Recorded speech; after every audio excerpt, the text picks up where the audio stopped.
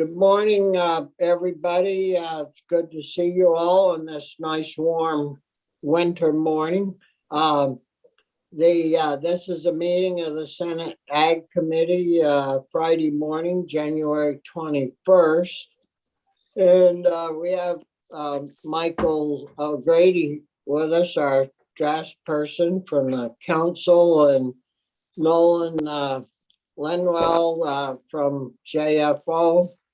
And we're going to be talking about the dairy margin coverage program that we're trying to set up and working with the Appropriations Committee on. So I guess, Michael, I see you sent us a copy, or Linda sent us a copy of the draft, and I read through it, and it looks pretty good to me, but why don't we run through it? You can run through it for the committee, and then we'll have to plug Nolan in with some numbers, maybe to make it complete. So take it away, Michael. Sure.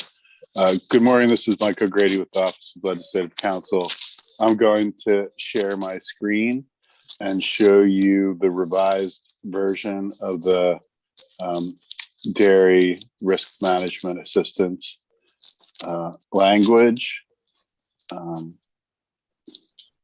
me a second to start the broadcast, and then I'm going to switch over to get the document. Hold on a second. I am not seeing. Hold on. If it would be helpful for you, Michael, Linda could probably pop that up. Hold on. I just sent it to myself and it didn't come through for some reason. Let me try it again.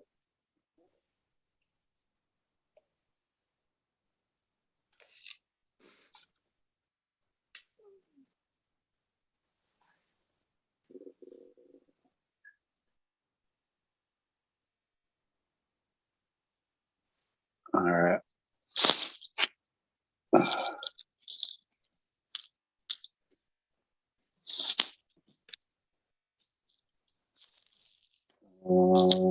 I just sent you what you sent me yesterday, Mike. Yeah, I did make a slight change. I just highlighted the fact that we need to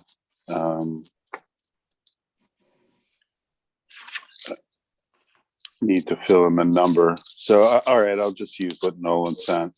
I don't know why it's not coming through. It's really frustrating. I'm glad to hear that you guys even have trouble with the iPads and computers, not just me.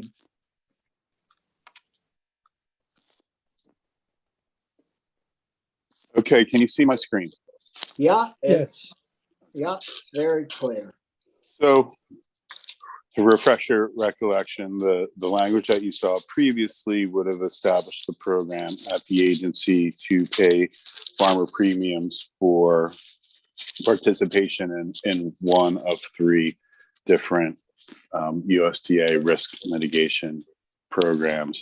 But as you likely recall from the testimony, the last time it was no one really knew how to figure out the estimated cost of farmer participation in DRP and LGM, dairy revenue protection and livestock gross margin, and therefore you requested to move the program back to just providing assistance for farmer participation in the dairy margin coverage program, which is what Maryland and Virginia do. So it's basically the concept that the task force looked at this summer being extended to Vermont. You see the definition of dairy margin coverage program that has not changed. The definition of farm act has not changed. The definition of good standing has changed. because the agency asked for clarification of whether or not the provision against having an active enforcement violation applied across all agency programs or just to water quality. And you had requested that it apply to all enforcement actions brought by the agency. And then they suggested clarification around the A&R language.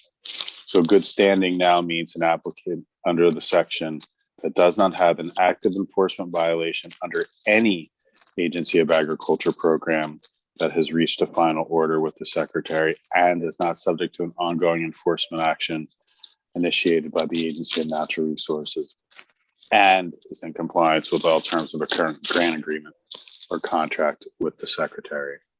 So there you have the new good standing definition. Milk producer has not changed. That's essentially the statutory definition. And then you will see on page 2, Secretary establishes the Dairy Risk Management Assistance Program for the purpose of assisting milk producers that participate in the DMC management program. Milk producer in Vermont that participates in DMC at the first tier coverage level may apply for reimbursement of premium payments from the assistance program. So first tier is that 15 cents per hundredweight up to $9.50. And up to 5 million pounds of milk. A milk producer shall be eligible for assistance if the producer is in good standing, which we just walked through, and provides proof of payment of an annual premium payment from participation in Tier 1. So this effectively becomes a reimbursement program because you already have farmers that are applying for DMC for 2022. So you can't provide them that assistance up front, or if you were going to do it as a prospective program, you would basically be freezing those farmers out that have already participated. So it's a reimbursement program. As the agency said the other day, they still need to show a W-9, and then the only thing they need to show is some form of proof of their premium payment. They have to apply before the end of this fiscal year because this is and I believe is going into budget adjustment. Yeah, that's and what that I'm planning on. right. And then the secretary reimburses in order in which the secretary receives administratively complete applications. And the agency requested that language be added so that a person that sends in a really poor application, but is the first in line, doesn't get to stake their claim that they need to be paid first.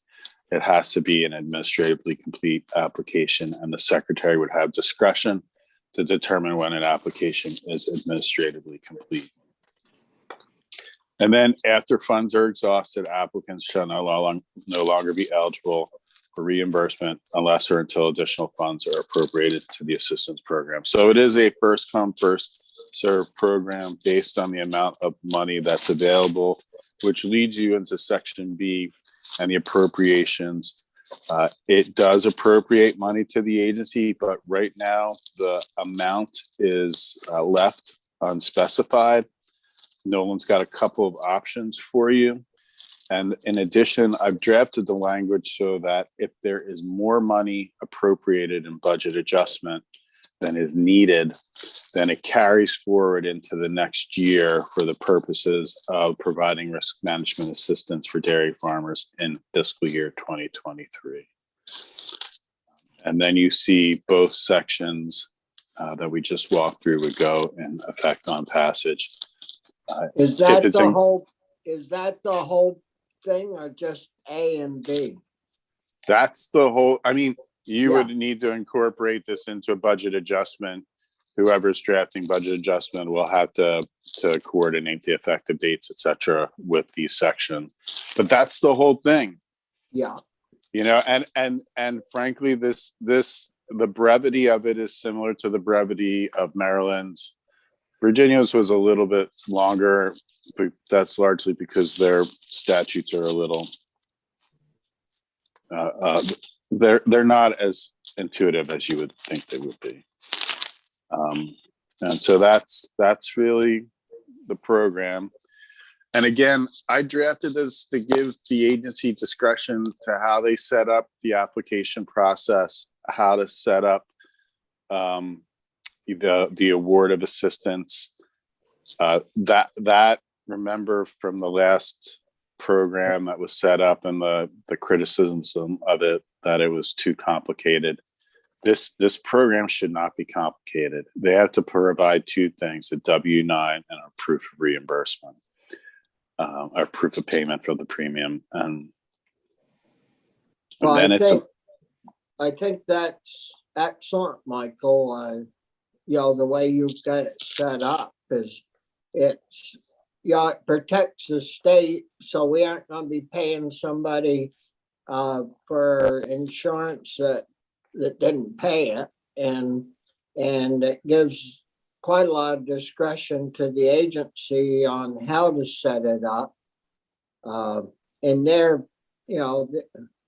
pretty good about the way they set stuff up to make it non-complicated. So I think the question you have right now outstanding, and I'll turn it over to Nolan, is how much money to appropriate for the 2022 program year. Yeah. And I think that depends. I'll just let Nolan take over. Nolan, do you want me to leave this up, or do you want? No, I think you Before can we take go that. there, could I ask a question? Sure. Michael, in the tiers of this protection, we say this is to reimburse anybody who's participating in tier 1. Is that the right vernacular? Yes. But I gather there are tier 2 and tier 3 as well? There's a tier 2. Okay. And so I just want to make sure that people, do you step through it? Like you start by participating in tier 1, and then if you want extra, you go to tier 2. I just want to make sure we're not precluding someone from doing tier 2 as well on their own dime, and just understand a little bit the relationship between those options. Sure. That's correct. You pay in tier 1 up to 5 million. And then if you want to go insure over 5 million, you pay for that. The issue is that the premium starts to go up significantly in tier 2. If over 5 million pounds, if you want to insure up to $8 per hundredweight, your premium is $1.81 per hundredweight, As opposed to 15 cents. yes. Tier 1. Wow. Okay. Great. Thank you for the clarity. Yeah, it gets real expensive real fast. And yesterday when we had Amanda and Bill and the other lady in, they were happy. They seemed to be happy with tier 1, even though they produce a lot more than that.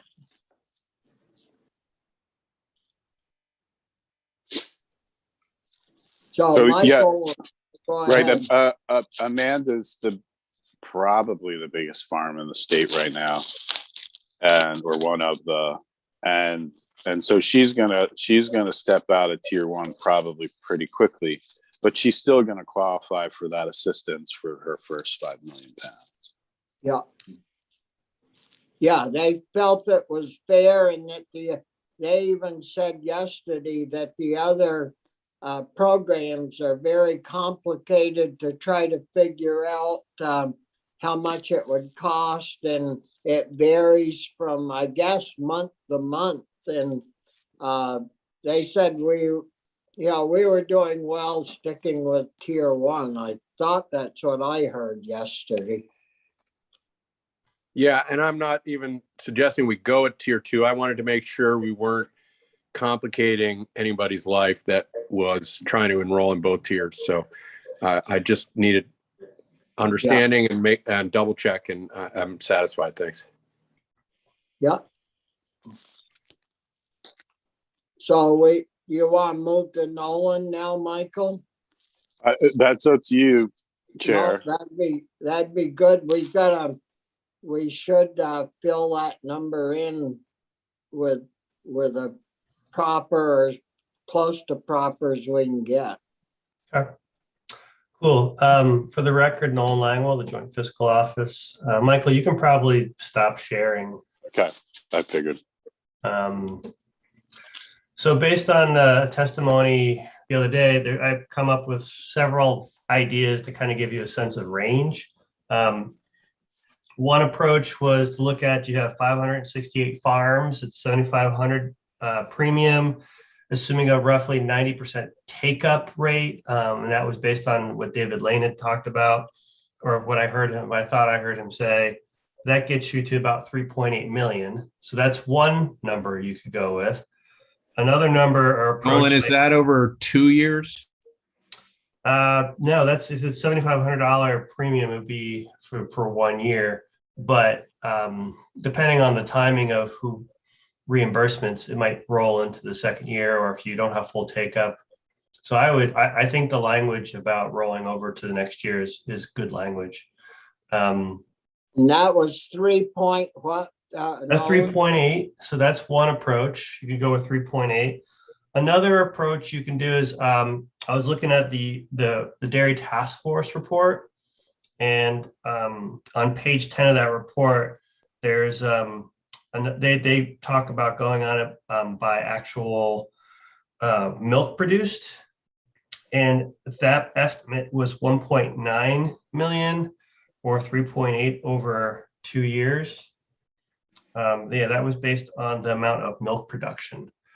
So we took, well, you were in on that, some of that stuff, Michael. We took Vermont's milk production. Yep. And figured it that way.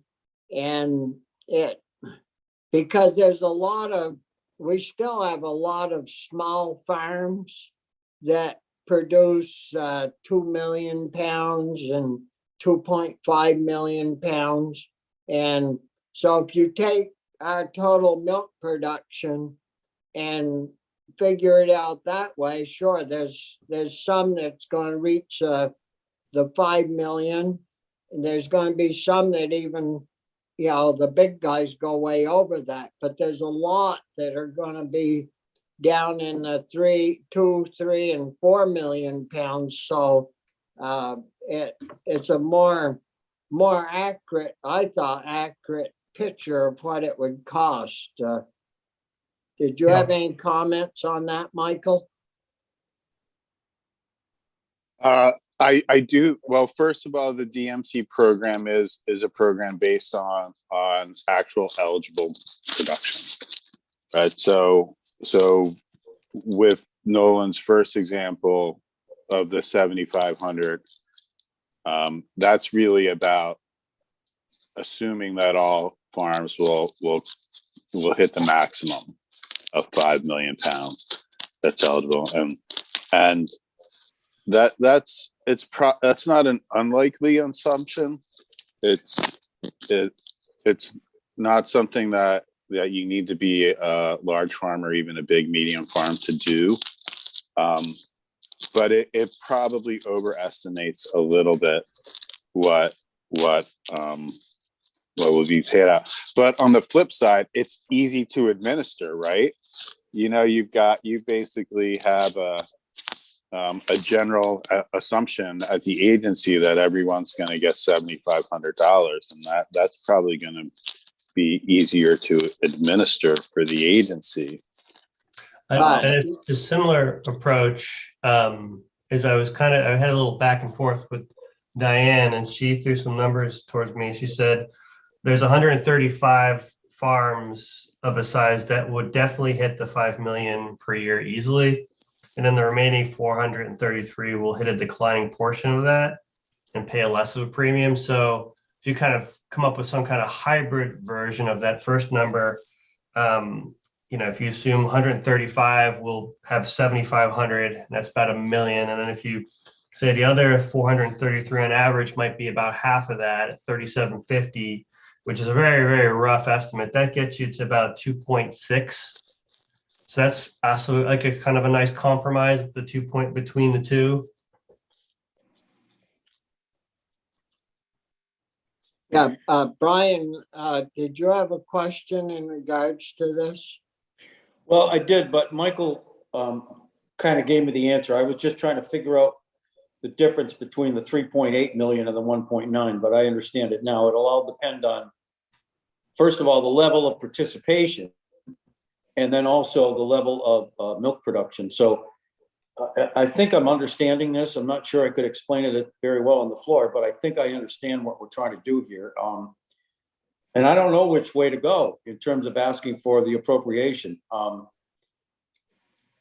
I'm still puzzled about how we would get to a final number. Why don't we ask for more, knowing approps always cuts us, and let them do the cutting?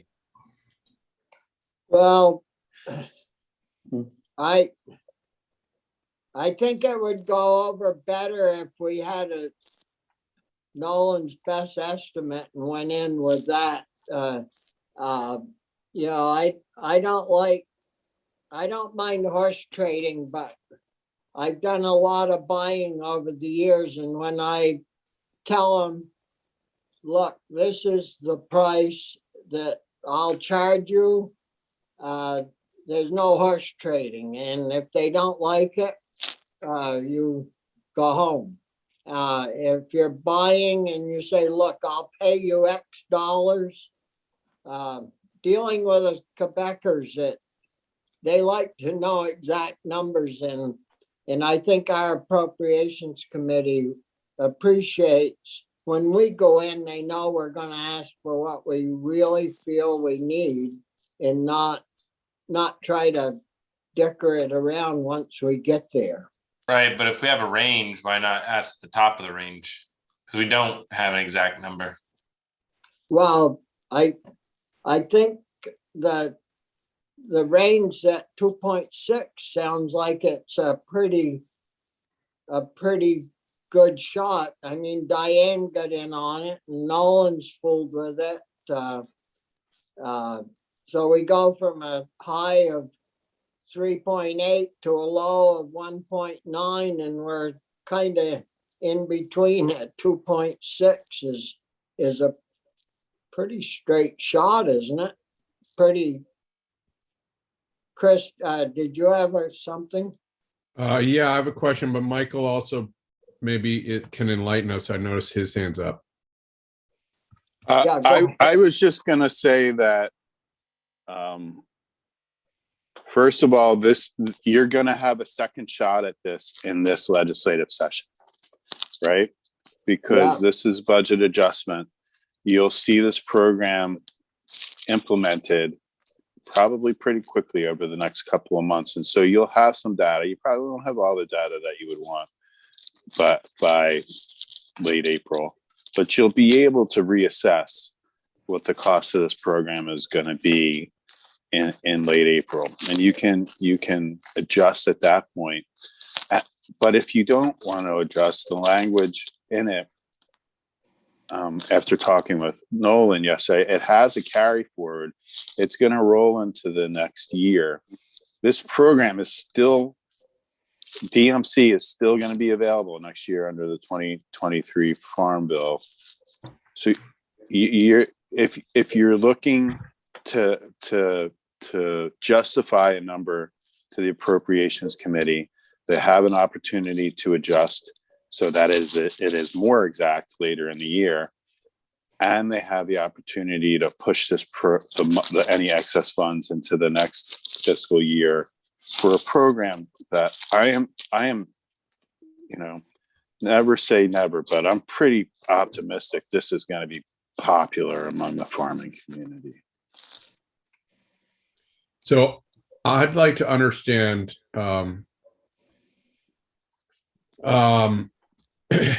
when we go based on just milk, all the milk, you said we landed 1.9 million.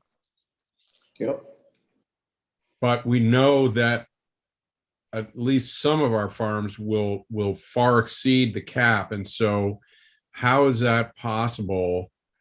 Then even if you went through the milk volume calculation, you'd have to pull some of it out. So I'm not understanding how we get such a wide range. So you have to look at what the task force did in that calculation. It did pull milk out. It did say that certain milk we're not going to calculate it as being eligible. So I can't really. You have to look at the Okay.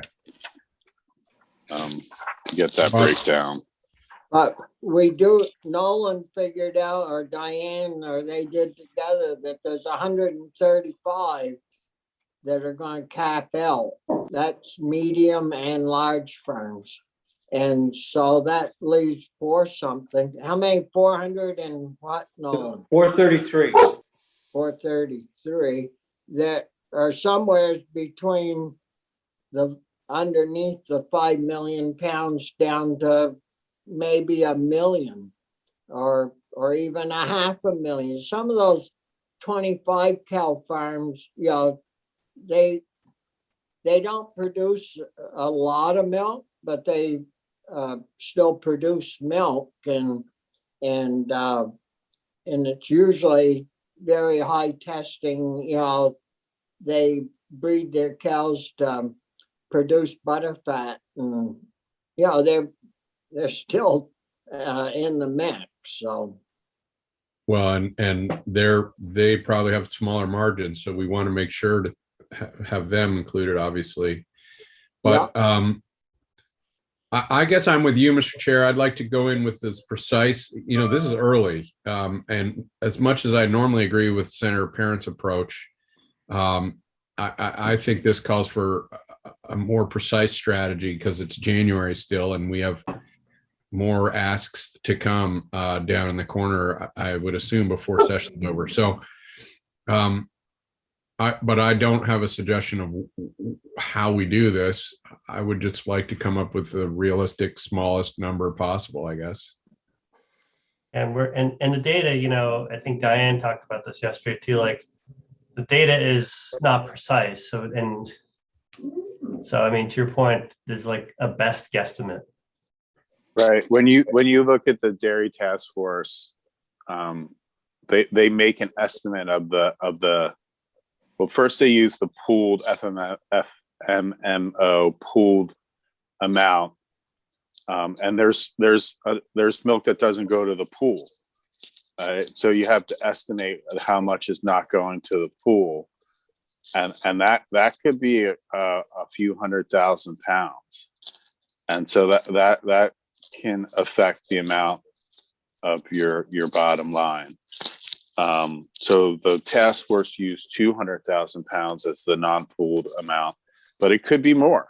It could be more. I mean, for the value-added processors that aren't getting milk that's sent to the pool, it could be more than a cup 200,000 pounds. So there is some variability in both of the calculations. Yeah, and we got our numbers through the milk market administrator. I think it was on the task force. And anytime you fool with milk pricing, it's very, very complicated. And I think Michael would agree to that. And it's rough, So I think we would do pretty good if we could do 2.5, 2.6. I think it would cover the bill, and it would make sure that the small guys are in, because some of them small guys are not pooled milk, but they still should get the help, I think. Anthony? Yeah, I mostly just want to agree with what you just said. I think the numbers that were given to Nolan by Diane it seemed like the most sensible way to go about doing it. I think having a definite number is good, and I think we're figuring that The program, I think, is going to be popular. I don't see why anybody would not want to do it unless they've already done it and it can't be reimbursed. But I think for the smaller farmers, for sure, they're going to want to do it. I mean, there would be no reason not to. So I think being as clear as we can be and going with the numbers or the strategy that Nolan said he came up with, talking to Diane, I think makes the most sense personally. I also I don't want to distract us, Bobby, but at some point, we had talked about trying to do something for non-dairy farmers in this scheme as well. Just want to make sure we don't forget about that as we go forward. Well, see, we did last year in the 22 budget. We did quite a bit for the non-dairy guys. Yeah. And I hope that we work on that so we can put something in the 23 budget that will pick up where the 22 budget, leaves off. So we have plenty of time to work with that. In the last 2 days, I don't know, I've received, must be 8 or 10, I think you guys have too, letters from the small vegetable and produce growers in support of our farm to school and Local purchasing stuff. Yeah. Local purchasing. So, I think once we get by this, we're going to shift gears and go to work on the other part to put into the 23 budget. Okay, I just want to make sure we don't forget. And not that we were forgetful, but just wanted to make sure it stayed on the table. Chris isn't going to let you forget, are you, Chris? No, and I would hope we could do it in here actually, in budget adjustment. This 43 grand that Rosie was referencing to top up the local food incentive applications that have come into AOE. So I think it's really important for a tiny amount of money relative that we hit people at 15 cents, which was the hope that they sort of probably budgeted on. I brought that up in approach. I think it was the day before yesterday, and Jane put it on the list. We've got a list we're running on, and she said, "Did you say 43,000?" And I said, "Yeah, 43,000." Well, most everybody wants millions, so yeah, we're the little guy. So, but don't let it be forgotten, because it sort of matters to to this program. So, some say I'm a pain in where you sit in there sometimes, but that's okay. Kiddingly, of course. So Michael, you think is it committee in agreement that you want to punch in what Nolan come up with as 2.6, Nolan? We don't have to explain in the bill how we're going about figuring this out, right? You could always just say this is a rough estimate working with JFO and ag, and Right. I want more than you call me.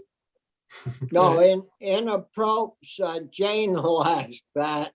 And, right, that's what I mean. And she likes to get good numbers, and Nolan's been before us many times and usually turns out pretty good. And Usually. Yeah, usually. A good track record. So why don't we go with the 2.6 cost figure? And are there any other questions on the way Michael has this set up? Brian? Thank you, Bobby. I just want to double check. My memory tells me that in terms of the good standing provision, we're talking about maybe 3 farms statewide that fall outside those parameters, both A&R and ag. That was the estimate from the agency, yes. Okay. And my other question was the date. I'm sorry, go ahead, Michael. And the last time that they had to do that, they worked with the farms that were in that situation to get them into good standing so that they could qualify. Okay. And then the date that we're looking at, July 1st, I know it was, we had some discussion about whether that was the perfect date to let people know that this was going to happen. And so, because I think they have to apply before, was it February, I Yeah. think? Yes, the cutoff date is, I don't know, maybe February 15th or it's in February anyways. Have you checked that, Michael?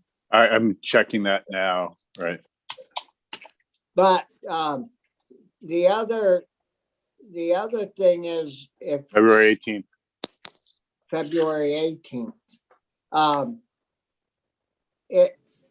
I think according to those guys yesterday that we talked with a little bit about this, if we get the word out, you know, that this is gonna happen and we're gonna cover that, they have right up until the 18th to call in or however they sign up. And I think we'll get a good sign up. Okay. I think we'll get good participation if we can get this going. Chris? Do you have, I hadn't realized how tight that timeline is. And if I was a farmer, I would want more than just your enthusiasm, Mr. Chair, to understand my commitment to that kind of investment. Do you have a sense of House Ag and whether they've worked with House appropriations? Because there's a few some key parts, and we're not likely to get this to the governor a whole lot before that deadline. So I'm just wondering how much you've been able to talk to Representative Partridge and stuff. Yeah, I mentioned it to her several times, and of course O'Brien was on the task force, and he's a member of that committee. I almost think that next Friday, a week from today, that bill will be leaving our appropriations committee, the budget adjustment. Yeah. And so that puts us at the end of the month. They usually fool with it, a week in conference. And the House has already sent us some stuff that they want us to fix that kind of got messed up a little bit. So I don't know about the governor signing the bill, but I'm sure that by the first week at the end of the first week in February, well, it is going to be close to the 18th. Yeah.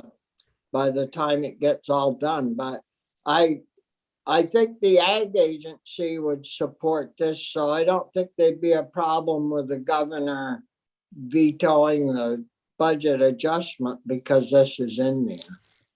Well, all I'm saying is, trust us. We're from Montpelier. May not be enough comfort. So anyway, it's a timely. It's going to be tight, I think. Yeah, and the organizations that advocate for ag, Farm Bureau and Rural Vermont and those folks, they have pretty good communications with their farmers for the most part. So I'm sure, or hopefully, they'll keep them up to speed on how, if we're progressing or not. Is there any I'm thinking about this bill as basically our ask around budget adjustment, and so I'm curious. We've heard a lot about the slaughter. There just seems to be stress out there around meat processing and slaughter policy, and I'm just wondering if there are,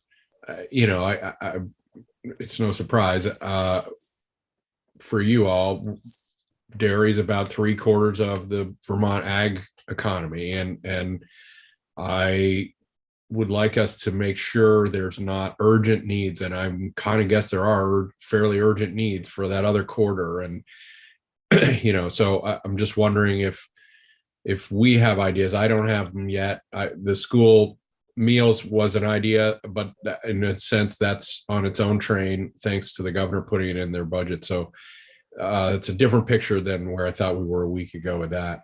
But I'm just wondering if we have ideas around meat processing maybe, or other concepts of where we could add some assistance as we make our budget adjustment ask. We could have, well, the agency hasn't come forward with anything for whatever reason. I don't know, Michael, do you have anything you wanted to add? I just want to note that when I walked through the issues before you, or agricultural issues for 2022, building slaughter capacity was one of those. And that was informed by a discussion with the agency that they recognize the need to build slaughter capacity. And they might not have brought you a specific proposal, but they generally discussed with me the need for that to be part of the committee's consideration. But in our discussions even this year, and since the governor gave his budget address, wasn't there a bunch of money that he suggested that would go to ag? I think maybe chatting with Anson, we had a meeting yesterday morning early. It seemed like ACCD got like $10 million to put toward things like slaughter facilities and upgrades to milk plants. And I don't know if any of you picked up on any of that. I didn't really get into it yesterday morning because it was a totally different subject. But I thought Anson mentioned something like that. And what the other thing we need to do is see how we gave them a bunch of money last year to help slaughter facilities. We ought to see how much of that they used up, if they used it all up. But I know this past summer, I talked to them quite often in regards to that issue, and the money was leaving pretty slow. But we can check that out, this next week. So when do you expect us to vote on this, Mr. Chair? This particular item? Well, I'd like to do it today if you feel comfortable, so we can present it maybe even either this afternoon or Tuesday. Jane's gonna wanna see the finished product.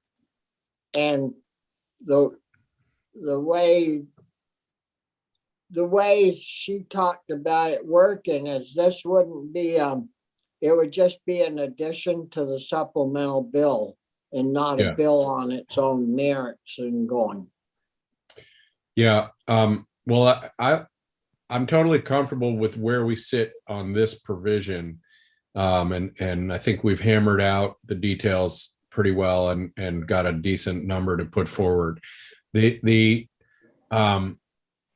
I've just got an email that there has been a request to beef up the working lands grant. We know the governor put that in, but that the demand on working lands board for meat processing infrastructure outstripped their money. So I just, that I'm happy to vote today if that's what you want, but I would also, I'm just trying to figure out, is this the time to go in there with 2.6 or 3 million, and include something that is targeted at non-dairy ag. I just don't want to give up on that if this is sort of our chance at budget adjustment, and so I would ask you about the timing there. I wonder, I agree with what Senator Pearson's saying, but is it possible that since it's not a bill, it's just a request for the supplemental, we could vote this one out today and then, in the next day or two, vote the other one out and have them both be inserted as part of the supplemental, because they're not bills on their own. I don't know if that makes any sense, but it'd be a way of doing this one today, but leaving the door open for the next couple of days to do another one and have them both included. Well, we could do that. I don't know if it makes sense or not. As long if we have solid numbers in some direction, but you go in there with, well, I think it's this or I think it's that. That doesn't go good with our chair in there. You have to have your numbers down pretty good and have them scrutinized by JFO and Nolan took it upon, talked with Diane at the agency. So, I feel good and secure with the 2.6.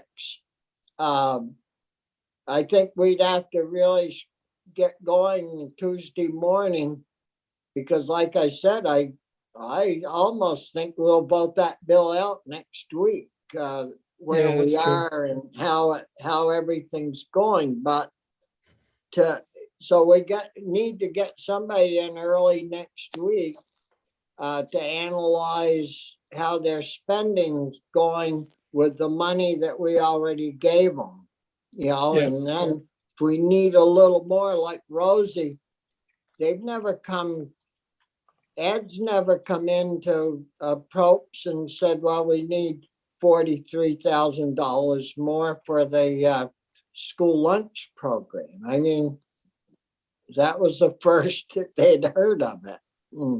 And so anyways, Brian. Thank you, Bobby. Yeah, I agree. The other issue to maybe address Senator Pearson and Polina's concerns about putting this into the bill that we're considering right now, the slaughter situation, is the date by which, again, the farmers are facing to take advantage of the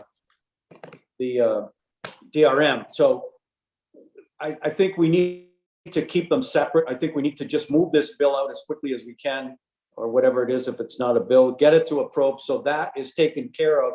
And then we know that at least with some assurance that, it'll go to the House and then the governor. And then and I think we could because I think we got to take testimony on the slaughter situation, which is going to delay getting this bill out if we wait until next week to do that. Yeah. Michael? This might complicate what Biden and Harris announced in early January a plan to dedicate $1 billion to the poultry and meat slaughter processing infrastructure in the country.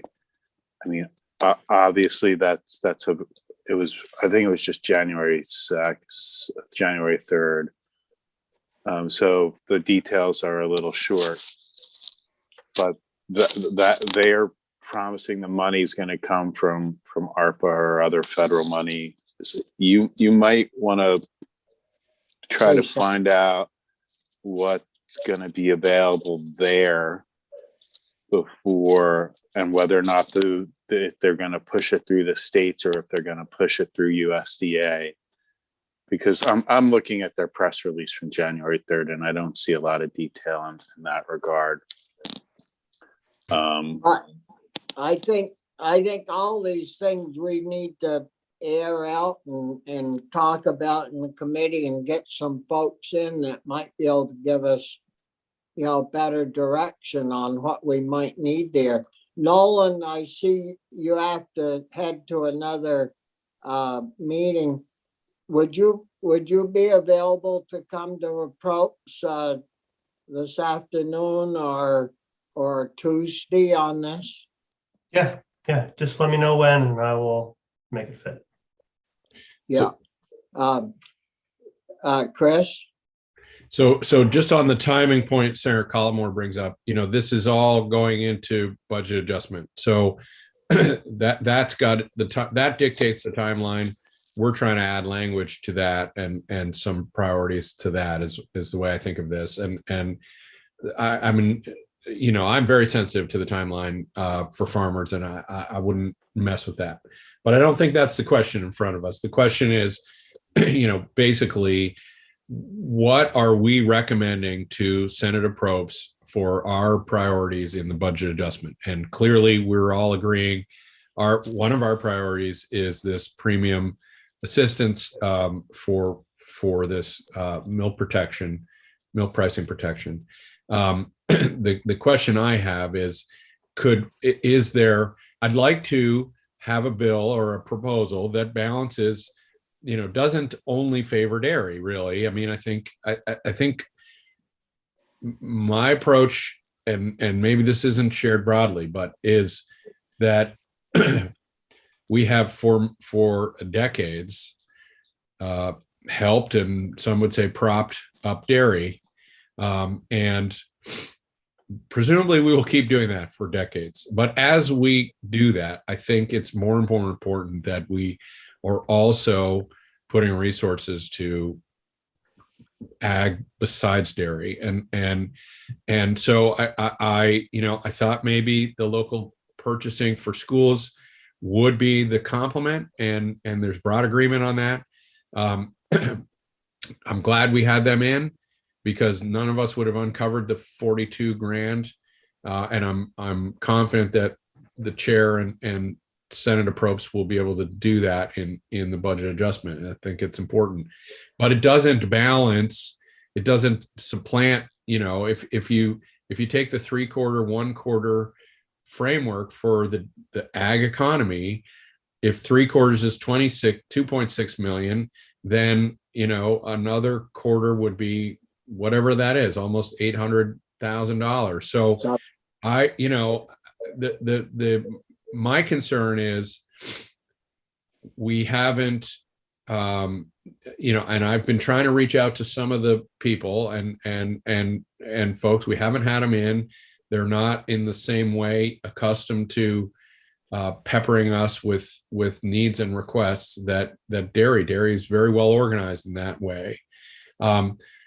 And so I don't know if we could just sort of move this along and have an agreement that on Tuesday we could see if there's something sensible that would make a difference for $600,000 or $800,000 for the rest of the ag economy, or if you all are sick of this and we can just let it go. But that's where I'm coming from, is not wanting to mess up the timeline, just wanting to have some package for our budget adjustment act that reflects the full agricultural economy and not only dairy and the needs that are across the board. And I have no doubt in my mind that those small businesses need help just the same as dairy.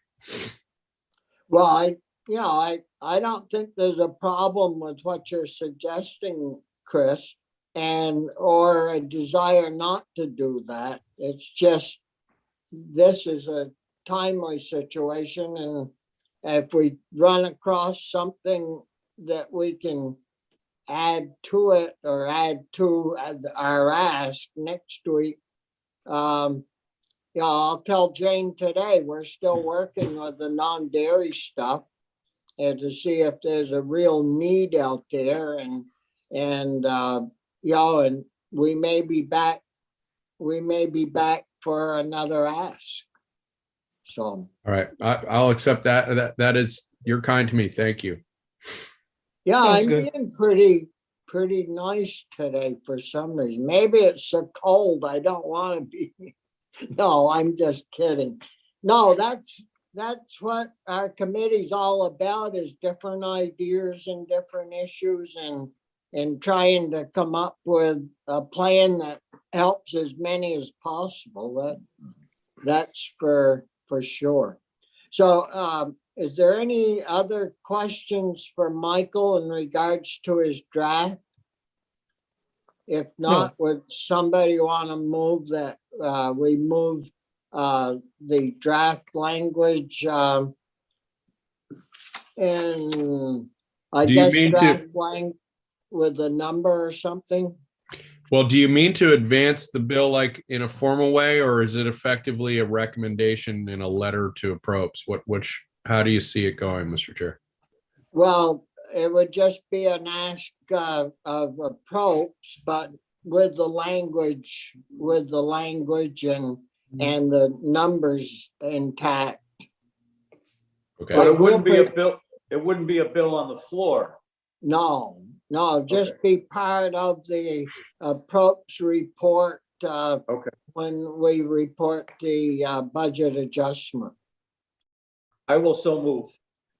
Yeah, so it's been moved to move out draft request 22, draft 1.1 with the numbers added, Brian?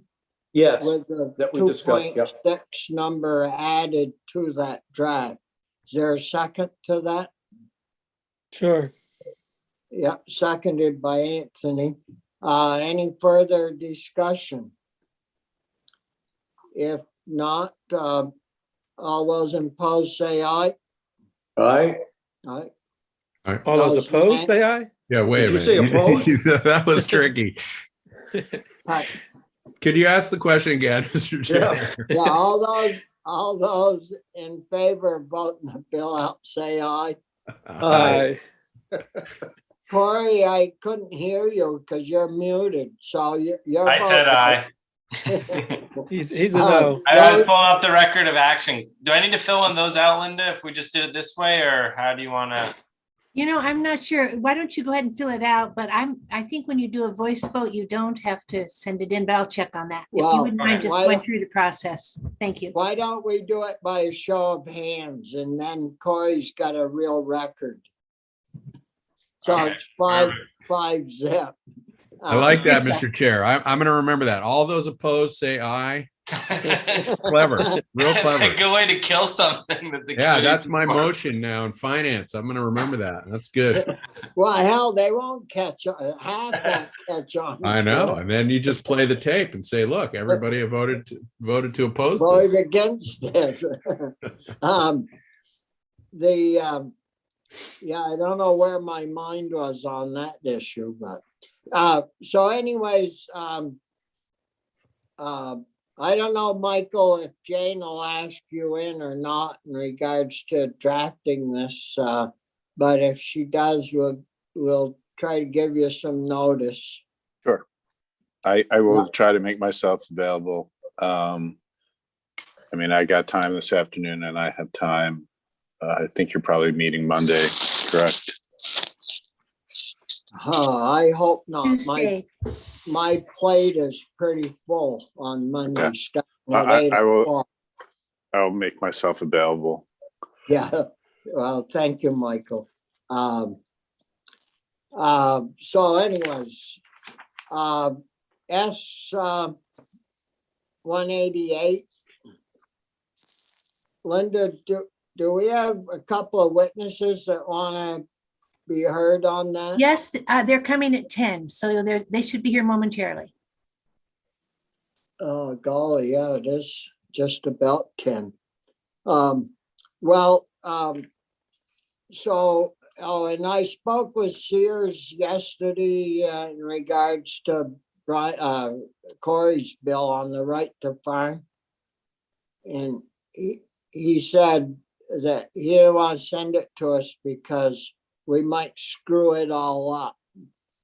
And so I don't know if he took that as it's an excellent bill as written and he's going to vote it right out, or or I think he was joking though.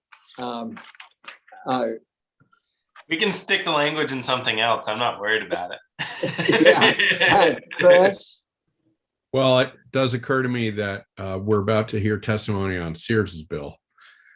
I don't know if he took that as it's an excellent. I don't know what that is, but It's somebody watching our feed playing how'd it they back to get us. in? So, you could have some fun with that, Mr. Chair.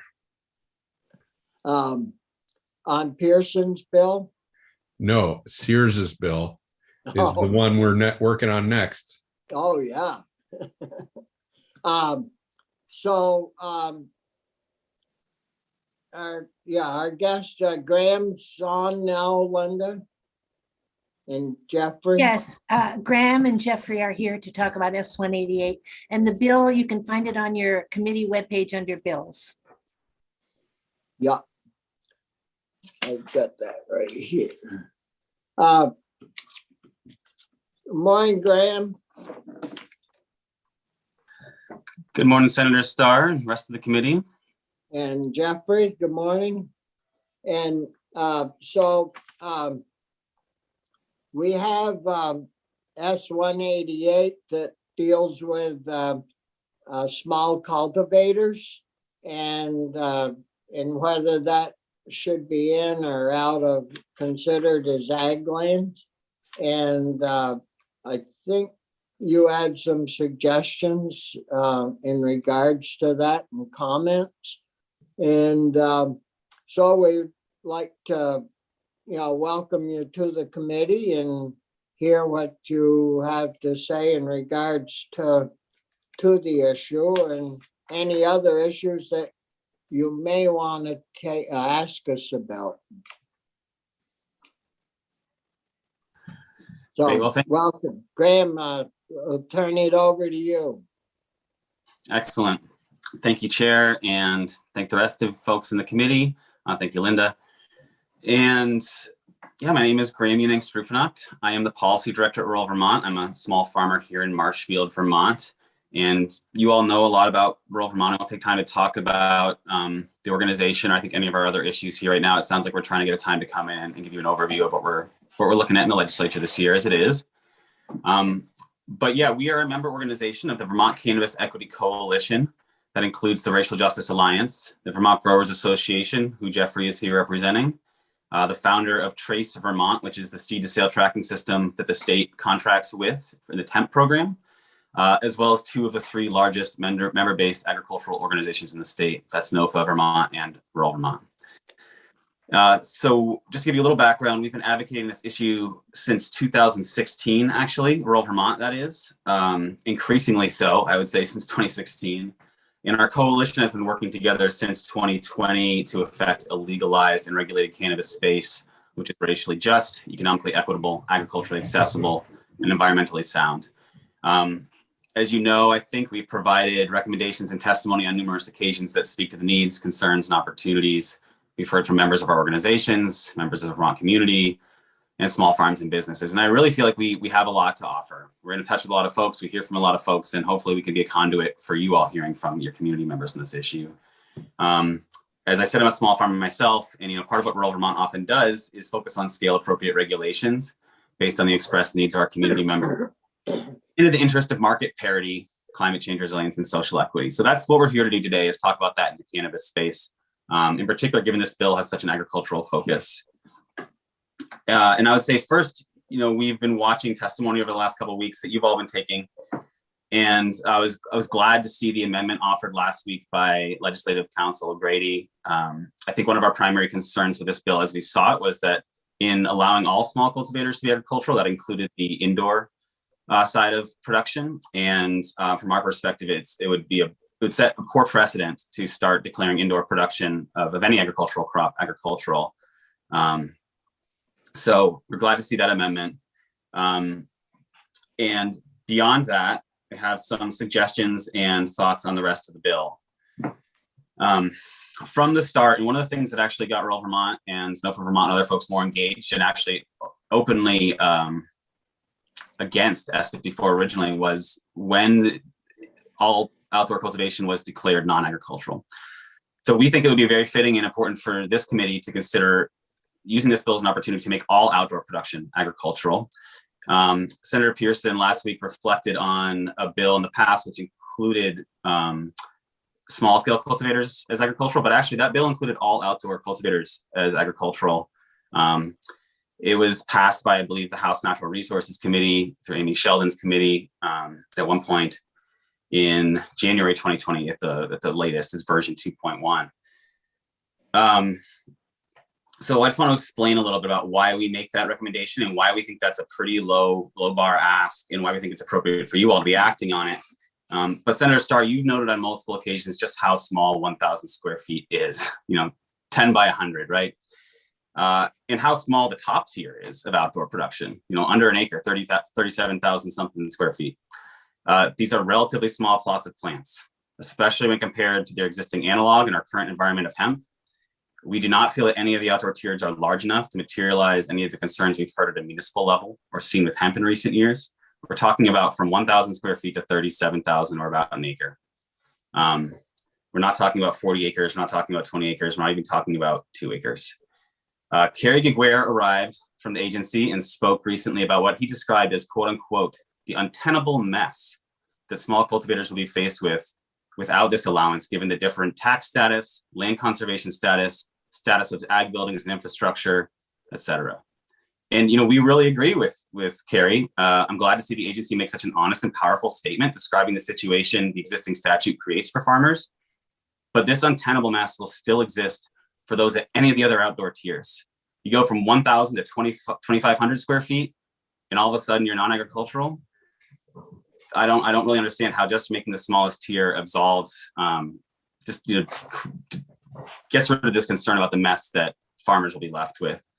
So Graham, the question you're raising is what happens between the 1,000 square feet and the large ones of 37,000, right? Yeah, the point I'm making is that they're all relatively small plots of land, and they all will face the same challenges trying to both be agricultural businesses and cannabis businesses, unless we let them all be agricultural businesses. So my point here is that we support you all changing language here to make all outdoor production considered agricultural.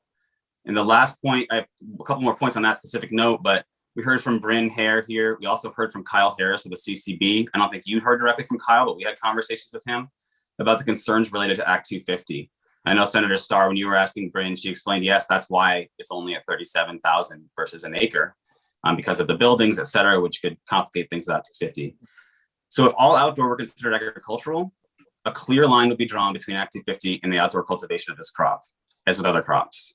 So we're talking about less than an acre of production, and with or without the threat of Act 250, our coalition has advocated for no more than 1 acre of production allowed. We don't think the CCB would raise production beyond an acre if Act 250 weren't a consideration because this is all agricultural. So all in all, we certainly support small outdoor cultivators being agricultural, as this bill does, but we think it's important to make all outdoor production agricultural. And as this is an ag-focused bill, now finally in the ag committees, we really think it's an opportune moment for you all to act in the best interest of our ag communities and take this and apply it to all outdoor cultivators. So that's my first point, and I'm happy to take comments or questions on that, unless you want me to just keep going with the rest of our points here. There may be some questions, Graham. Chris has one. Yeah, thanks, Graham. I believe one of the, I get confused because this bill has moved in different ways for many years, and they all sort of merge together in my mind. But I believe at one point the Senate itself passed something that considered the whole universe agriculture, just by virtue of kind of being silent on it, and then the Sheldon work sort of narrowed that down and made it explicit. Is that, as we consider this, and I think you're making a reasonable case, that's a useful piece of information for us to communicate to senators. You've already voted on this. It is a powerful way to win a floor debate. But I'm curious, as you and Jeffrey will remember, the Senate's not historically been the roadblock here. we've run into buzzsaw in House Ways and Means. And I gather there's been some shift of attitude there. And I'm wondering if you have any direct knowledge whether or not that's why this draft, and it's not to say we shouldn't push even if that is the case, but I guess I'm curious, any sense of House Ways and Means of whether or not this was kind of as far as they were willing to go? Because at some level we have to make a calculation of, will this blow the whole thing up, or is it important to push? And that's a political calculation or strategy as opposed to the policy merits. So any insight that you could help us understand there? What I can say about House Ways and Means, we aren't the authors of this bill. We had a conversation with Kyle Harris about this bill. We are trying to meet with Senators Polina and Sears and some of the other sponsors to understand more about where the language from this bill came from and why what Kyle Harris did tell us was that he'd spoken with some of the Act 250 folks, and that that was one of the reasons that he was working with this. But he didn't say whether or not he asked them about all outdoor being considered agricultural at the time. And I really took to heart something that I believe Senator Pearson, you said last week, which was that S54 is passed. Like, we'll at least have that hurdle, right? So now, like, what's to keep us from pushing something that at least we think is right further along?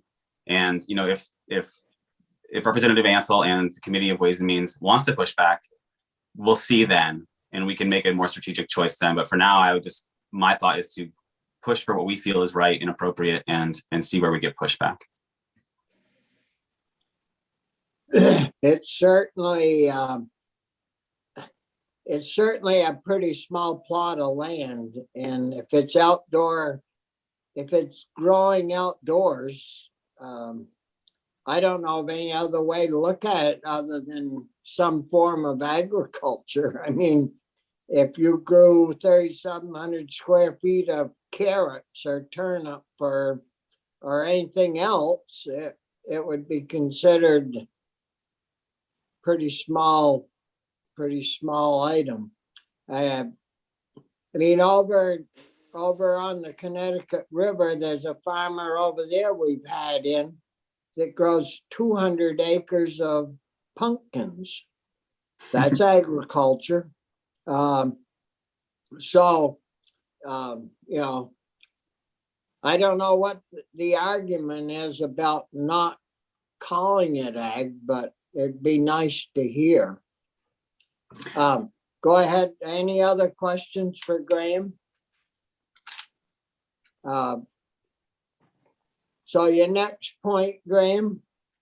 Yes, thank you. So the next point is that this bill as it is allows wholesalers to buy and sell live plants or seed. And our contention is that in the rules, there is a nursery license. The nursery license is there to allow nurseries to buy and sell live plants. Cultivators, and we do appreciate the allowance for cultivators here to sell live plants and seeds to one another. And we would be fine with wholesalers buying and selling seed, but we would draw the line absolutely at live plants. As I said, it's also frustrating in the current rules that a normal retail establishment is also allowed to sell live plants, and we ultimately feel that the nursery license is losing its inherent value if both normal retailers and normal wholesalers can do the same exact activities without a nursery license. So for now, we would suggest that live plant sales be only allowed by nurseries and cultivators.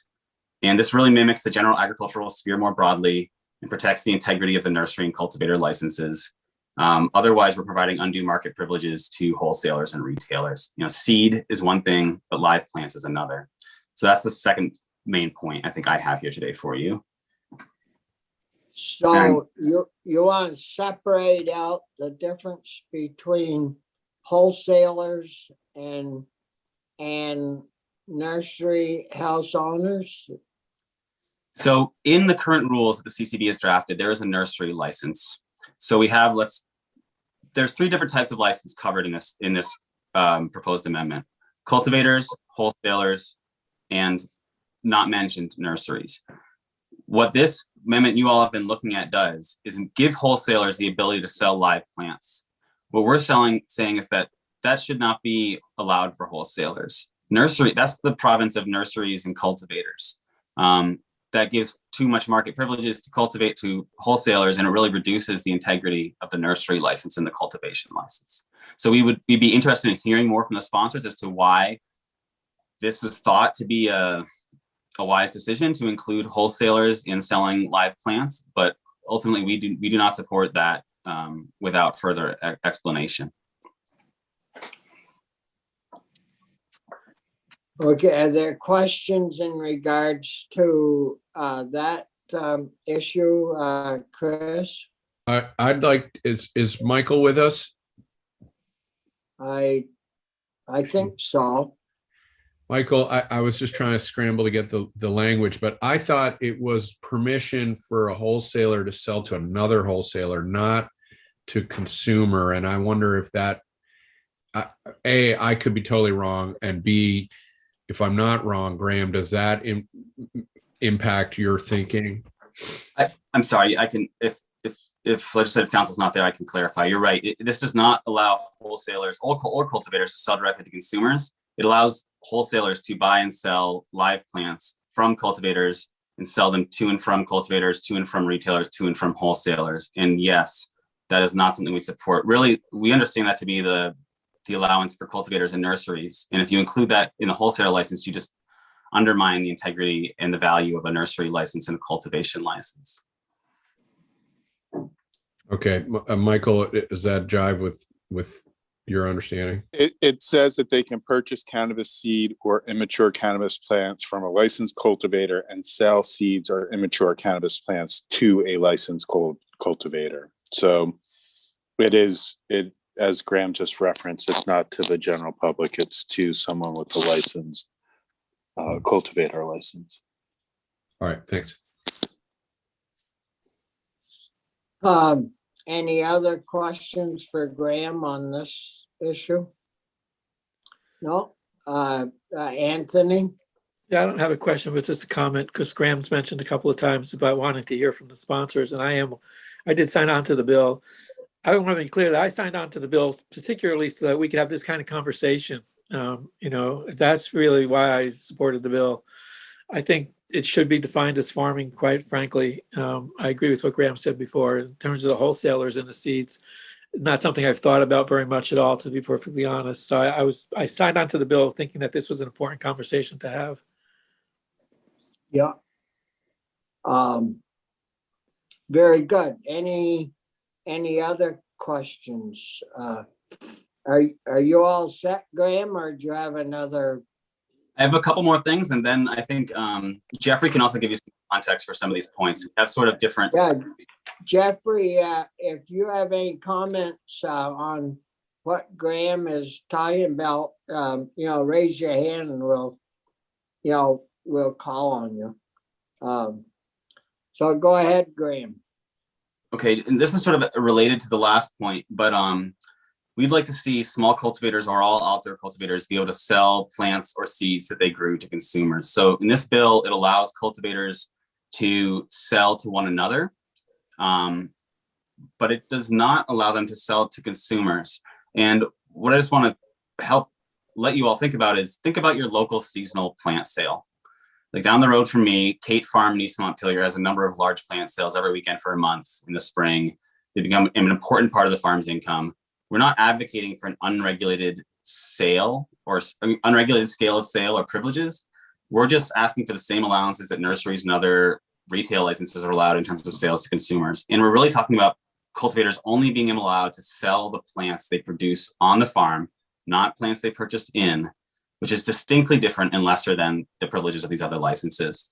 So what we could do here in the current bill is where they've added the ability for cultivators to sell plants and seeds to one another, all we have to do is say they can also sell them to consumers. And again, we're not saying unregulated sales. They would also have their own rules associated with them. So if they could sell to anybody, the public, how would I be?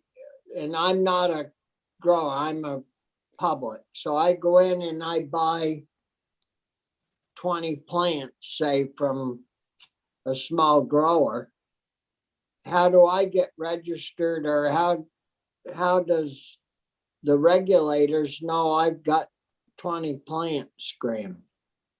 So currently, and this gets to another point we'll be making later, but currently cultivators are going to be part of the seed to sale tracking system. Any single plant that they have in their stock is going to be known by the state. It's going to be identified by the state.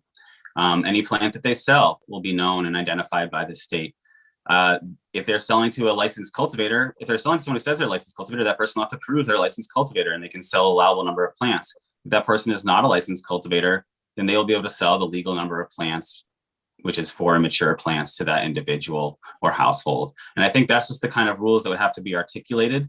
That's currently how nurseries are going to have to work, and currently retail establishments. So in the example you mentioned, Senator Starr, in the current rules, which we disagree with, you can go to a retail establishment and you could also buy those live plants. And what we're saying is that it's far more appropriate to be able to go to the cultivator of those plants who produce those plants themselves and be able to buy them directly from that person than it is to be able to go to a retailer who's already making a lot of money, to be quite frank, off of the sale of the product, not the plant themselves. So, well, Chris? So I guess I'm wondering, why wouldn't, I actually was agreeing with you when you were saying that this was a bad provision and you should hold on to the integrity of a nursery license.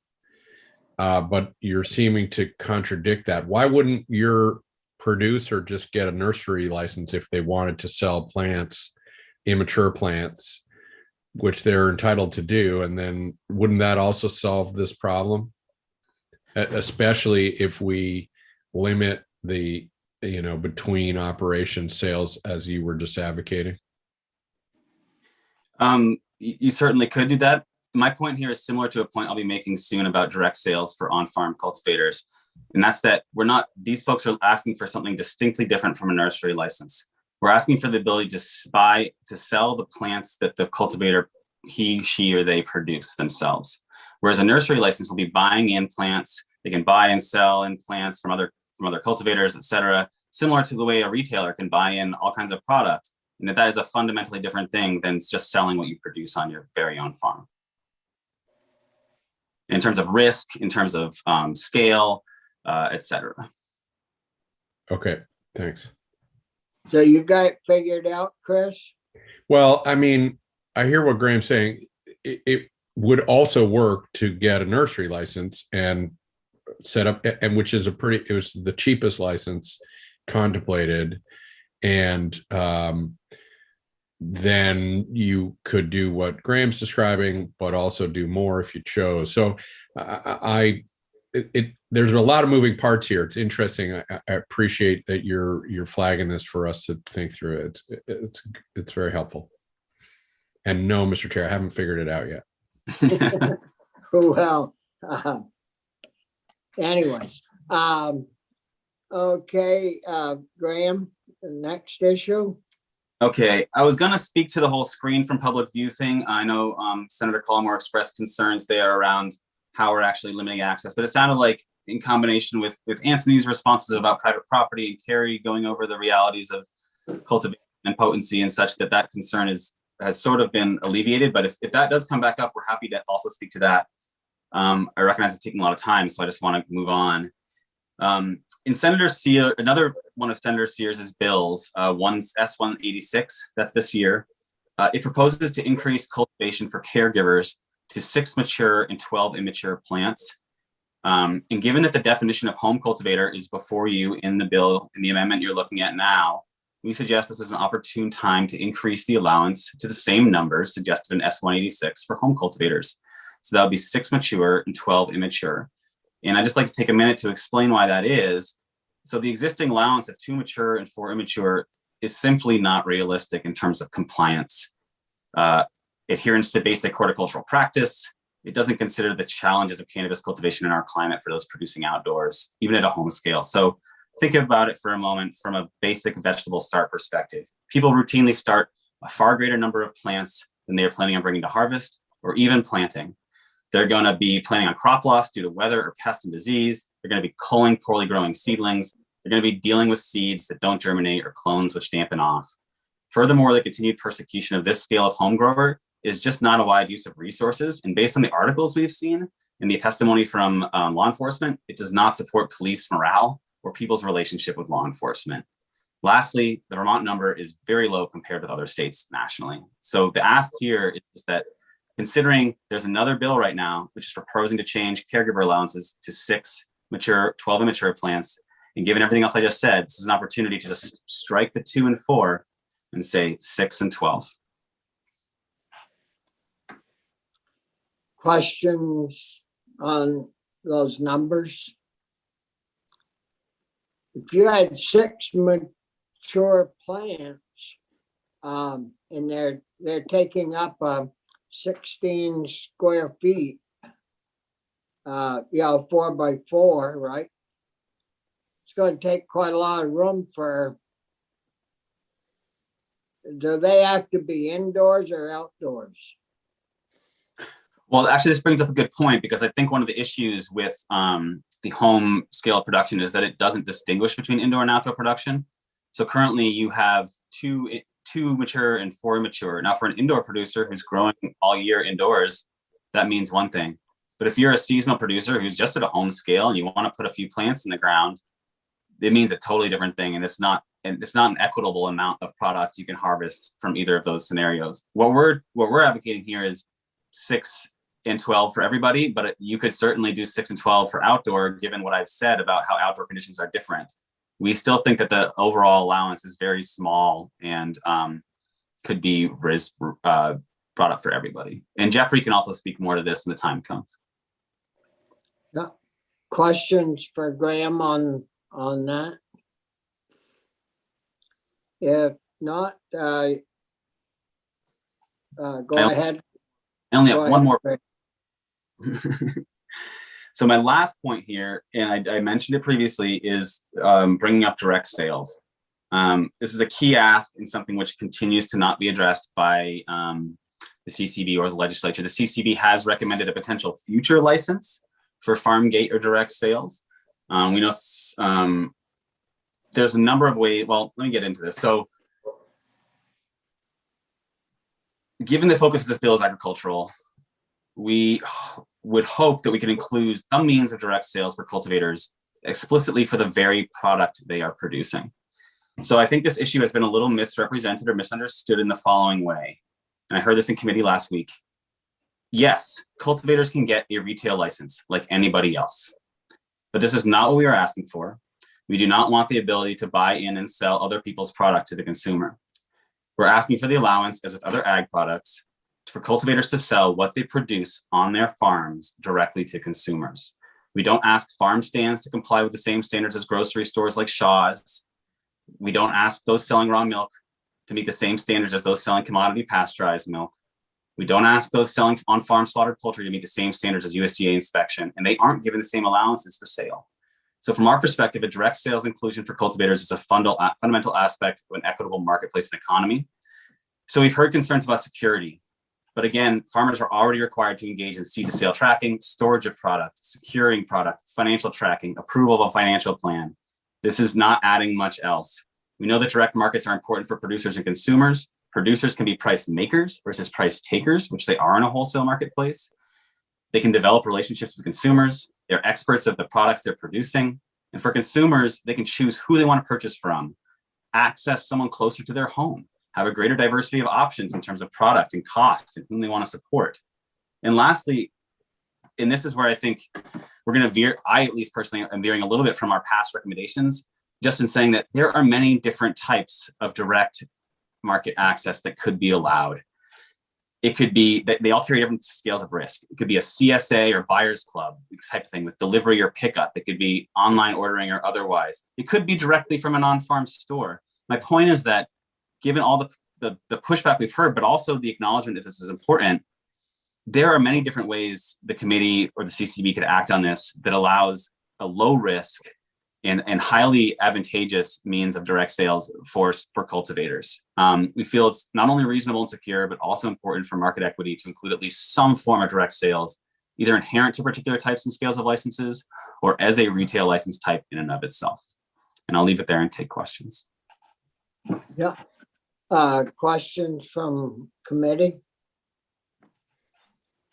Michael, do you have any questions on what we've been presented? No. I'm not the drafter of S-188. I'm just the drafter of the ag provisions. Yeah. So I think that's, I don't have any question. Yeah, thank you. Well, and no questions from committee members at this point. If not, we'll move on to Jeffrey then. Thank you, Graham. Thank you all. And I want to say I do appreciate, Senator Polino, what you said. I'm so happy to have the chance to speak about this with you all, and hopefully in House Ag and other committees as well. Okay, so we'll move on to Jeffries from the Vermont Growers Association. Welcome, and you have some comments in regards to our bill. Be glad to hear from you. Thank you, Chair Starr. Graham, that was excellent. Thank you. Good morning, committee members. Thank you for your time this morning. It is good to be back in this committee with you all again, discussing the issue of cannabis. It's been about a year since our colleagues, myself and my colleagues, were in this committee discussing S-25, another cannabis bill, which became Act 62. So again, it's good to be back today to discuss 188. I'm mostly just going to be, I'll be quick. I'll be just reinforcing the points that Graham brought up. And I do have some prepared remarks, so I'll just run through that. And please stop me if you have any questions or want to offer some comments on my prepared remarks. So again, for the record, my name is Jeffrey Pizzatello. I'm a longtime cannabis cultivator, small business owner, and co-founder and executive director of the Vermont Growers Association. We're the largest member-based nonprofit in the state, cannabis nonprofit in the state. VGA's members represent every corner of the emerging cannabis market, the state's cannabis retailers, manufacturers, wholesalers, all prospective cultivators and farmers. We vet our members. Many of them are active in the hemp industry, which I'll touch upon later. Many are actually also Vermont's legacy cannabis market, small businesses and families. But most importantly, all of them wish to participate in the emerging adult use marketplace to make Vermont the national leader in craft cannabis, if given a fair chance. This is totally possible, and I do believe that is why we're here today, to talk about making sure that there is a fair chance for Vermonters. VJ is also proud of our associations. Graham, who spoke earlier, we're in a couple coalitions. We are members of the Vermont Cannabis Equity Coalition, as Graham noted, also with our friends at the Vermont Racial Justice Alliance, NOFA Vermont, Rural Vermont, which Graham is a part of. Also our friends at the Vermont Cannabis Nurses Association and others work with us collectively.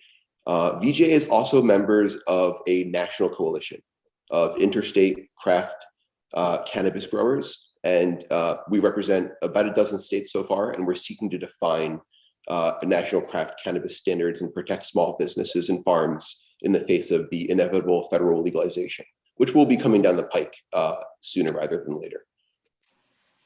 I'm here today to express support for designating all outdoor cannabis production as agriculture, all tiers, not just tier 1, also called the craft cultivation tier. Very important. Also to offer support for the O'Grady Amendment, specifying the designation for specifically outdoor production. Indoor production should not be considered agriculture.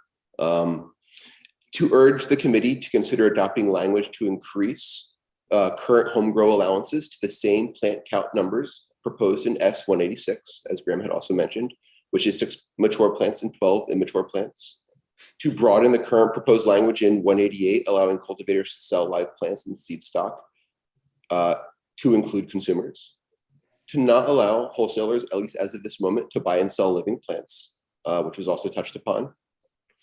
and to advocate for not excluding outdoor cannabis production from Vermont's long-standing agricultural principles of farmer sovereignty through on-farm sales of agricultural products principally produced on that farm.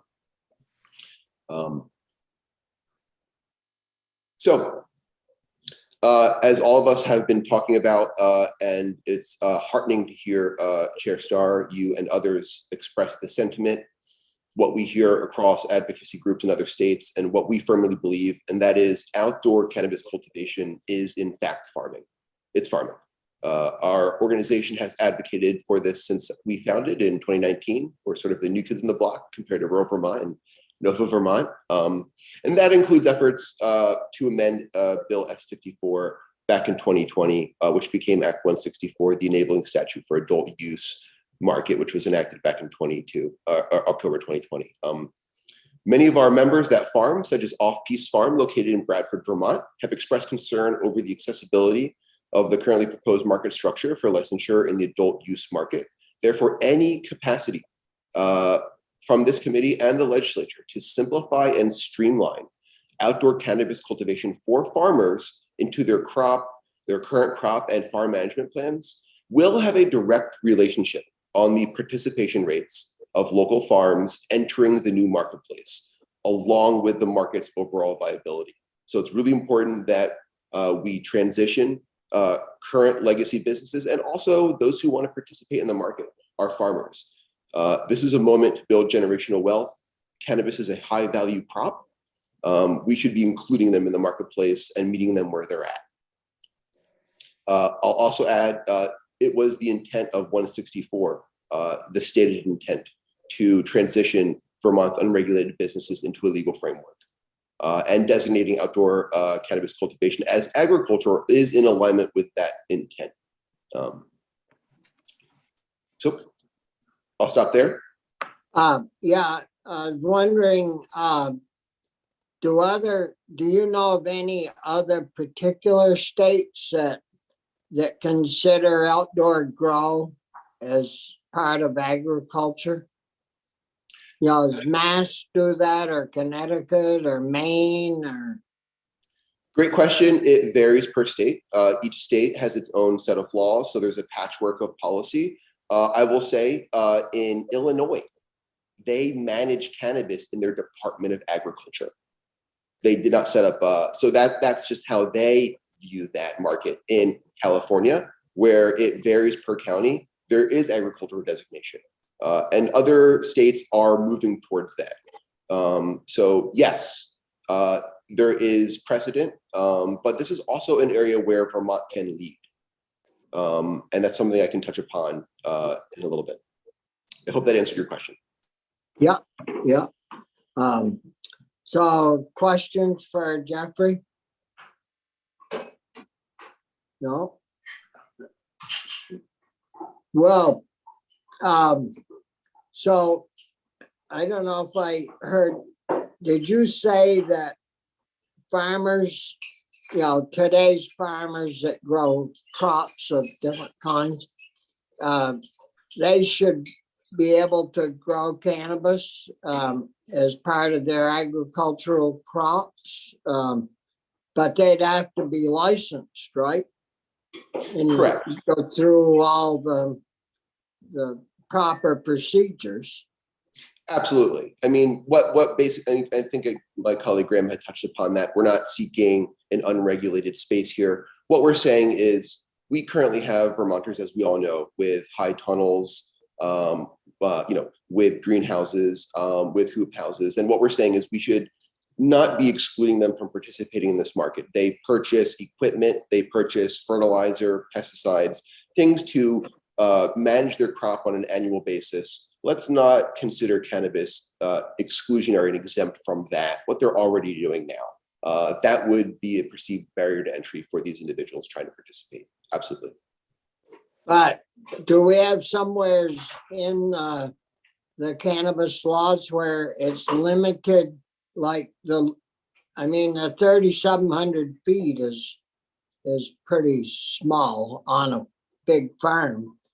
So is there some place where licenses are limited to a certain number, or So, I mean, that would all have to be changed, I would think, if we were gonna open that up to farmers that own land or greenhouse owners that, I mean, I don't know how many licenses they're gonna issue, but anybody know that? Is there a certain number of licenses? I don't think they know yet. Well, we could, we're gonna have Sears in sometime, and so we can ask in regards to that, I guess. I think Grim, my colleague, has his hand up, but I'll just add before I pass it off to him. We are advocating for a rolling licensure program throughout the year. One of the barriers to entry that we do see in other states, which we would like to learn the lesson of, is let's avoid a narrow window for our farmers and our producers to attempt to apply for licensing. Why make it a 30, a 60-day window? Why not keep it year round? Let's try to normalize this as much as possible. It's difficult to interpret the quick rulemaking process that's coming out of the new agency, the Cannabis Control Board. They're doing a great job, but we need to be mindful of Vermonters and their busy lives and understanding this new marketplace. It's going to take time. So we're looking for a little bit more of an open process to make sure licenses are available year round. Graham, I don't know if you want to add to that at all. Yeah, Graham, you had some comments to add to that? Yeah, Senator, sorry. I think I also heard this the other day, the question of limitation of licenses. And I imagine the goals here that you're looking at meeting are, one, like, what's the impact on the landscape? Are we going to have oversupply or undersupply, et cetera? And our coalition has advocated from the beginning that not to limit the number of licenses, but rather to limit the scale of operations. And I think that's why you see the limit of 37,000 or about an acre. Like I said, even under agricultural designation, we would only advocate for up to an acre of maximum growth space, because we'd like to see as many people as possible participate in this market as opposed to a few very large growing operations. So rather than limit the number of licenses, again, we've chosen to limit the scale of licenses.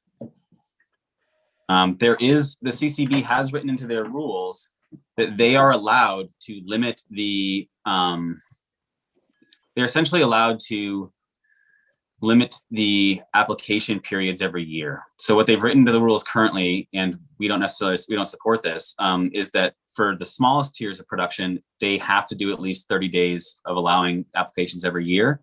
But I believe, and I could be wrong, but the remaining scales, they aren't required to open the application processes for cultivators beyond the second tier every year. So they've left room for themselves to just say, you know what, this year, we're not gonna allow anyone to apply for these higher up tiers. So they've left a way for themselves to currently limit the number of licenses they'll be taking in every year.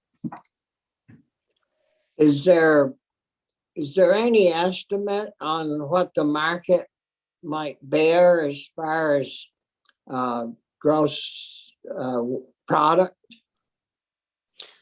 There is.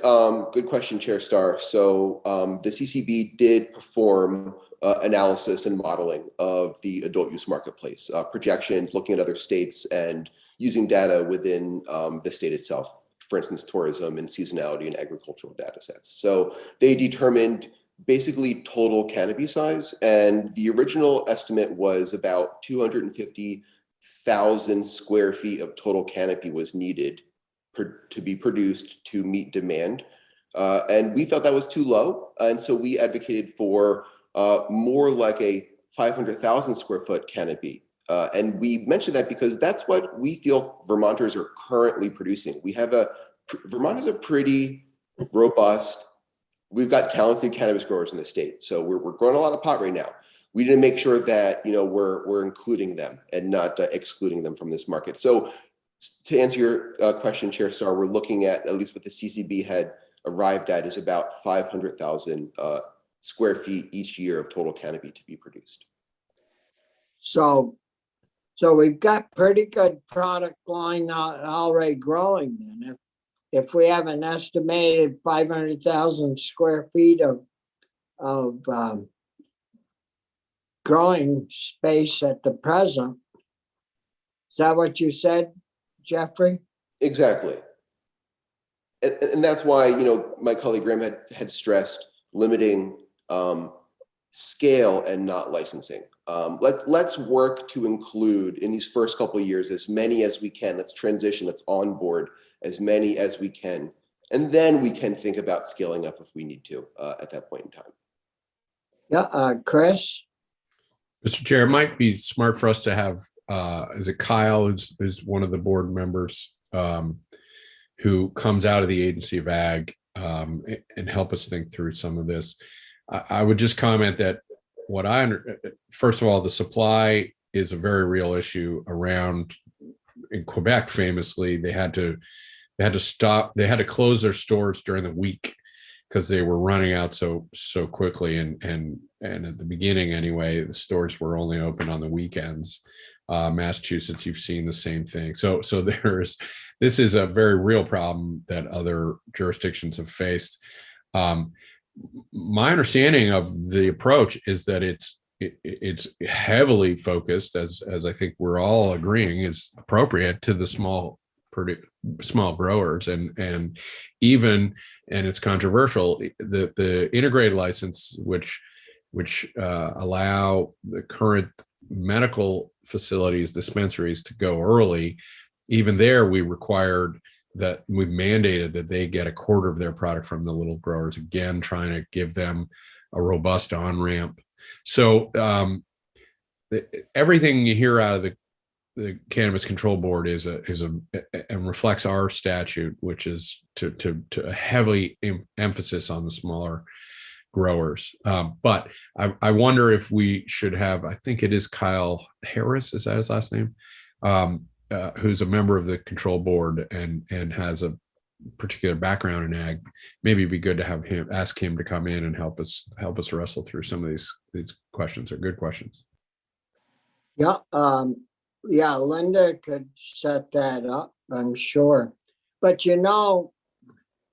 if they've got a limit of 200,000 square feet total, 250,000 square feet, that's what, 6 growers or less, 5 growers. You take 250,000, divide it by 5, you're gonna, you're not gonna have very many growers there or cultivators. And then you pull out the small cultivators, which we're trying to encourage. So say if there's a half a dozen of them and five large ones, you've reached all your cultivators. Am I figuring that wrong? It's hard for me to keep track of it without looking at numbers. Well, if you had 37,000 square feet, multiply for easy figuring up here, 30,000 by 5 is 100. That's 150,000 square feet, and then add the other 35. That's 185,000 square feet with 5 growers. You're going to run out of, there's not going to be that many growers if there's any large ones at all. There's not going to be much room for the small guys. But they're supposed to, I guess, they'll regulate that. So, but it's a pretty small number, 250,000 square feet. So anyways, if there's 40,000, say, square feet in an acre. So you've got 6-7 acres of land statewide that's going to be cultivating. That's doesn't seem like very much to me. But if that's all, I mean, it's good to start small and work your way up, I guess. Can those numbers be changed on a annual basis? Is that how that works? The number of acres or number of square feet? And Chair Starr, and I apologize, the total canopy size that the Cannabis Control Board had come up with was 500,000, not 250. So if Oh, it was 500? Yep. Yeah. But that being said, the CCB has expressed that they wish to lead market formation with small cultivators, which are currently allowed to cultivate at 1,000 square feet. So what we're advocating for is making sure that they have access to the market. So we have as many of these 1,000 square feet growers as possible, and that they have access to consumers, and outdoor cultivation is considered agriculture. That is critical to onboarding these small craft cultivators. So Graham, I don't know if you want to follow up on that point. Graham, did you have something to add? I was just thinking, Senator Starr, about you sort of doing the math about the overall square footage the CCB thinks is needed to meet the demand. And I think they've done a good job with the structure so far. They will have to be reassessed every year, like you said. But one of the things we have to remember too about that overall canopy space is I imagine that's considered like a healthy canopy. So if you do have someone who decides to cultivate the largest scale of outdoor, or really any scale of outdoor, you're going to see loss of product and plant, sometimes substantial loss. I've talked to cultivators who grew in 2020 last year, I believe, where we had one of the earliest freezes in over 100 years, I believe in mid-September last year, and people lost almost everything. This year, I talked to a lot of folks, and given the wetness in the summer, the people who are growing outside lost a lot of product as well due to pest and disease. So I think there's a lot of considerations here. And again, that's why we're really trying to focus on limiting the scale as opposed to limiting the number of licenses, just trying to get people in, et cetera. Well, I'd rather see 100 small cultivators than 10 large ones. But we'll see how that goes. Any other questions for the committee from either of our witnesses today? If no, well, if not, thanks a lot, Graham and Jeffrey, for your time this morning. We certainly appreciate that, and we'll be working on this in the next week or two, off and on, and stay tuned in. If you wanna, anytime you wanna get back on, give Linda a call, and we'll certainly work you in to testify. Thank you, Senators. Just want to say thank you, committee. And if you'd like, I'm happy to provide my comment in written form so you have those points as well. And I can work on that over the next couple of days. Yeah, that would be good, Graham, to send that in. And if you have anything, Jeffrey, that you'd like to send, please feel free. Thank you for having us, Chair, and look forward to continuing the conversation if you want to have us back. Yeah, thanks again. So, committee, we've got to get back on at 11:30 for the floor, or a little before. Next week, Linda's been working on the agenda. I've got it right here, next Monday. But anyways, we'll try to get some people in as soon as we can in regards to the other ag areas, to see how the slaughter slaughters going. We need something from, I don't know if Rosie ever sent us over anything in writing on the 43,000. But we're going to need something in writing from her, the agency, and in the in that $500,000 shortfall, or the $43,000 shortfall. What I'm happy to contact Rosie and ask for that, Mr. Chair. See if she'll send us something that we can have in our hand to present to approach, because we really need that. And so is there anything else that any of you would like to get on the schedule for next week? And even if you don't have to think of it right this minute, but as we move forward, hi Bum Bum. As we move forward, Bum Bum. yeah, Bum Bum's come alive. We'll come here, Bum Bum. She likes to get on Zoom. I don't know why. I think she's blind and she can't hear, but she really likes Zoom.